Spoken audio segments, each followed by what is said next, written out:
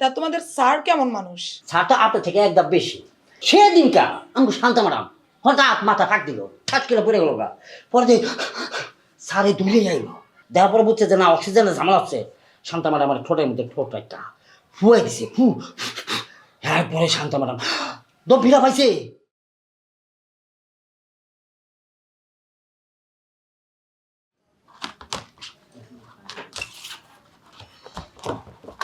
Sir এখানে একটু সই লাগবে আপনার। দাঁড়াও একটু দাঁড়াও।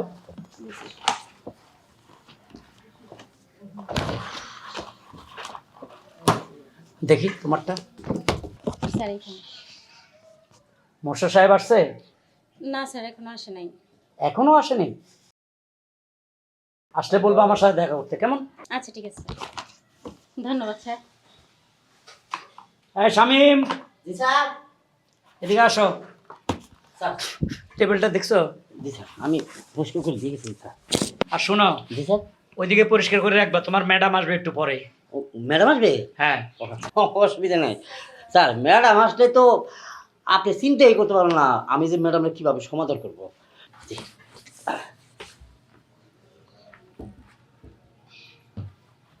তোমার কি কাজ শেষ হয় না এখনো? এই যে শেষ আইসা পড়ছো তুমি? হ্যাঁ। আমি তো বলছি আর একটু পরে আসবা, আমার আর কেন তোমাকে তো কতবার করে বারবার করে বললাম এই যে ফাইলটা, তাড়াতাড়ি অফিসের কাজ শেষ করবো, তারপর আমরা চাইনিজে যাবো, চাইনিজ থেকে ঘুরতে যাবো। এই ফাইলটা একটু চেক করে দিই। ম্যাডাম আসসালামু আলাইকুম। ওয়ালাইকুম আসসালাম। কি অবস্থা, কেমন আছো? দিনকাল কেমন যাচ্ছে? মাশাআল্লাহ আলহামদুলিল্লাহ ভালোই যাইতাছি ম্যাডাম। তবে আপনি মানে স্যারে আপনার ব্যাপারে যে প্রশংসাটা করছে, আপনার চেহারা দেখার পরে আমি বুঝে আলাইছি যে আপনার চেহারাটা যত সুন্দর তার চেয়ে বেশি সুন্দর হচ্ছে আপনার মন। স্যার বলছে যখন আমি বাসা থেকে বাইর হই, তোমার ম্যাডাম আমার যা করে, যেইভাবে আমাকে মানে আমার অফিসে বিদায় দেওয়ার জন্য কোটটা দেয়, নাস্তাটা খাবায় দেয়, তারপরে আবার কখন আসবা, খাবারটাকে রেডি রাখবো, তারপরে আপনার প্রশংসায় পঞ্চমুখ। বিশ্বাস করেন, আপনার দেওয়ার পর আমি বিশ্বাসই করতে পারি না ম্যাডাম, আপনি এত ভালো মনের মানুষ। বিশ্বাস করেন যে আপনার প্রশংসা। আরে থামো থামো, তোমার স্যার আসলে আমাকে একটু বেশি ভালোবাসে তো, সেই জন্য এমনিতেও একটু বেশি প্রশংসা করে। তা তোমাদের স্যার কেমন মানুষ?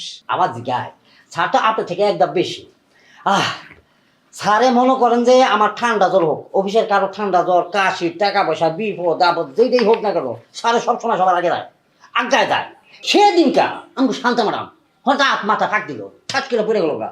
পরে যে স্যারে দুলে যাইল, আর পরে স্যার তো বুঝে লাগছে, কারণ সে তো উপকারী, পরোপকারী। হ্যাঁ, দেওয়ার পরে বুঝছে যে না অক্সিজেনের ঝামেলা হচ্ছে।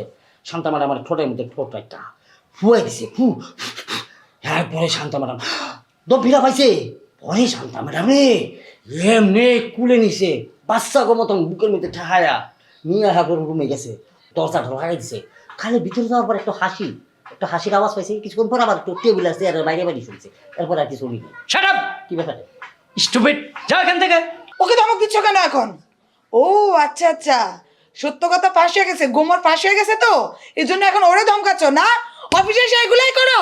ওই মহিলা স্টাফ নিয়ে মুখে মুখ লাগায় অক্সিজেনের কাজ করো, তারপর আবার রুমে গিয়ে হাসাহাসি টং টং চেয়ার টেবিলের খবর, এইগুলাই তুমি এখানে বসে বসে করো? আরে দূরো, তুমি পাগলের কথা মনে কিছু নিবে না তো। তুমি চুপ করো। ও পাগল না, ও পাগল না, ও সুস্থ আছে। এখন বুঝতে পারলাম তুমি কেন তাড়াতাড়ি করে বাসা থেকে অফিসে চলে আসো, অফিস থেকে কাজের বাহানা দিয়ে লেট করে যাও।